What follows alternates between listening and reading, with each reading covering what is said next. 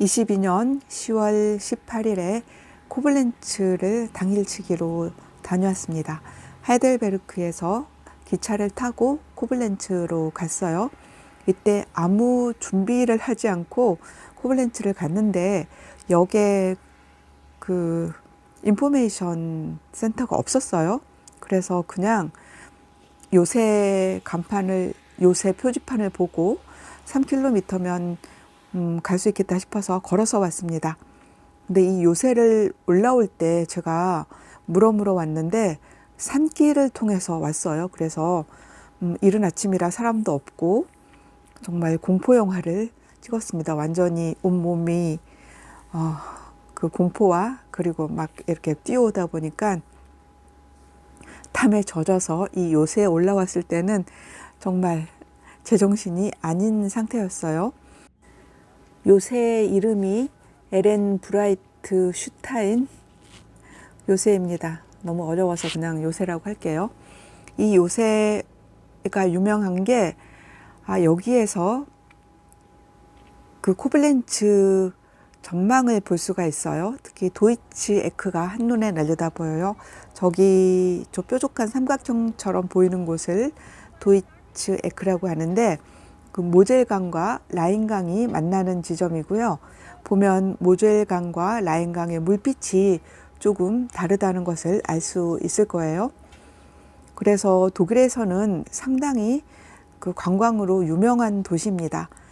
그래서 유람선이 굉장히 많이 떠 있었고 이 요새와 저 도이치 에크를 연결하는 케이블카가 끊임없이 다니고 있어요. 저는 고소공포증이 있어서 케이블카를 못 타고 그 다리를 건너서 이 요새까지 올라왔는데 공포 영화를 찍기는 했지만 그 역에서 이 요새까지 가는 길도 상당히 아름다웠습니다.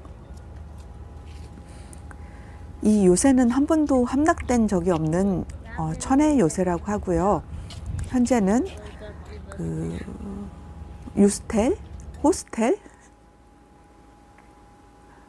이 숙박시설이 있어서 가족 단위의 관광객들이 굉장히 많이 와서 이곳을 여행했어요. 그러니까 독일인들에게는 굉장히 좀 의미가 깊은 그런 도시인 게 그 라인강과 모젤강이 만나는 지점이고 이곳에 그 독일을 통일했던 그 비렐름 1세의 기마상이 있고 또 여기에서 보는 이 풍광이 너무나 아름다워서 독일인들에게는 좀 그 뜻깊은 그런 관광지겠다라는 생각이 들었습니다. 제가 이제 요새에서 다시 걸어서 지금 여기 그 도이치 에크로 왔어요. 저기 비렐름 1세 기마상이 보이지요.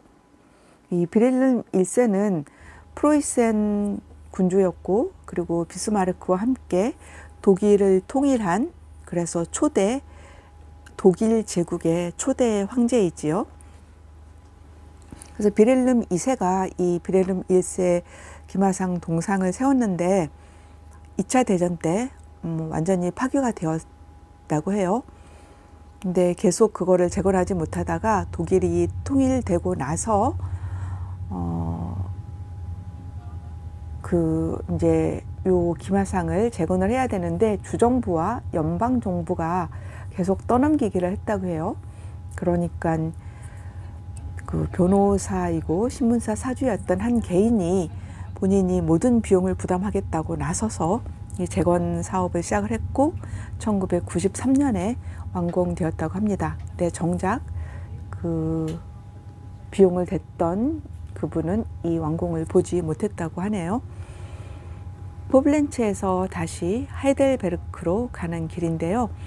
이 전망이 이 강가 풍경이 정말 좋습니다. 특히 그 빙엔에서 그 코블렌츠까지 가는 길에는 이렇게 그 라인 강변을 따라서 쭉 기차가 달려서 정말 너무 예뻐요.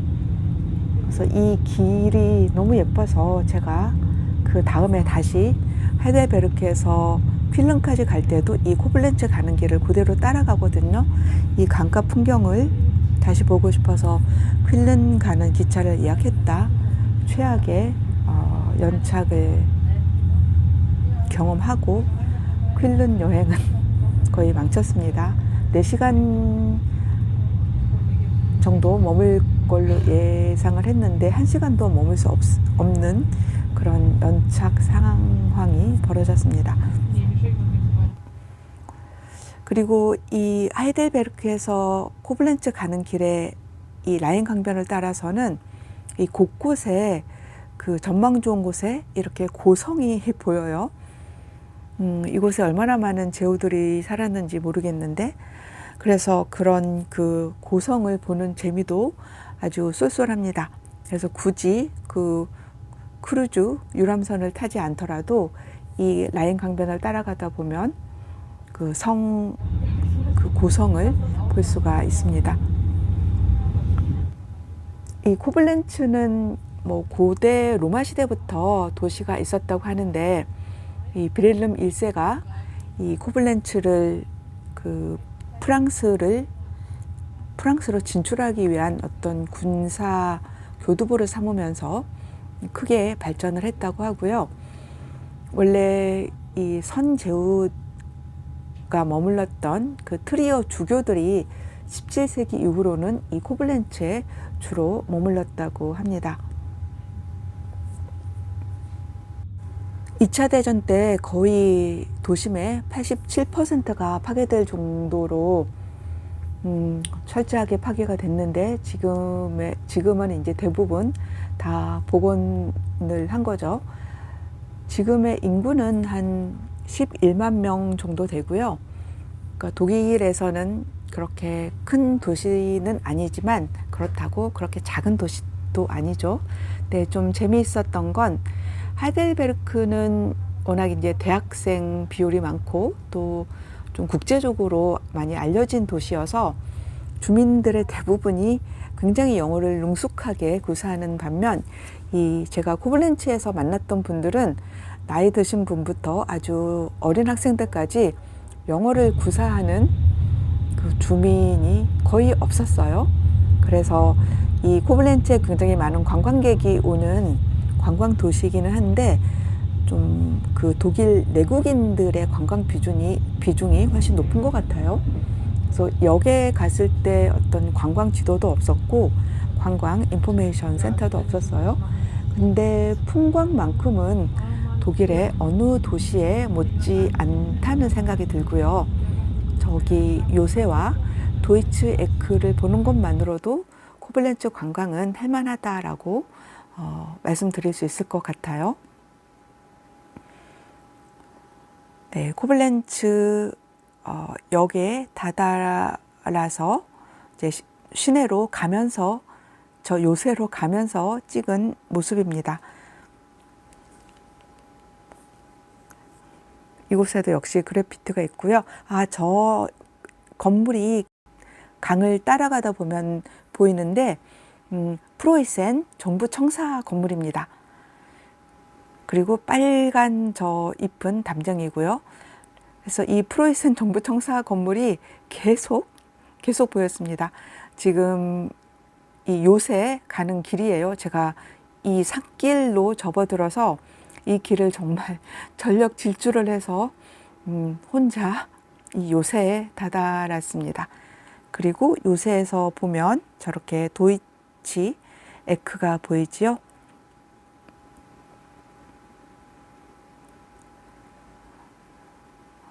요새에서 다시 내려와서 저 프로이센 정부 청사 건물이 예뻐서 계속 사진을 찍었네요.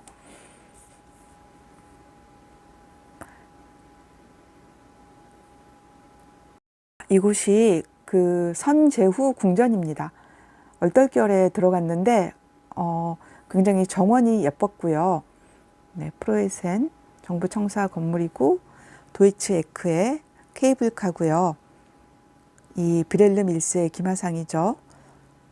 안에 들어갈 수 있어요. 그리고 저 깃발들은 그 독일의 각 주를 상징하는 깃발들입니다.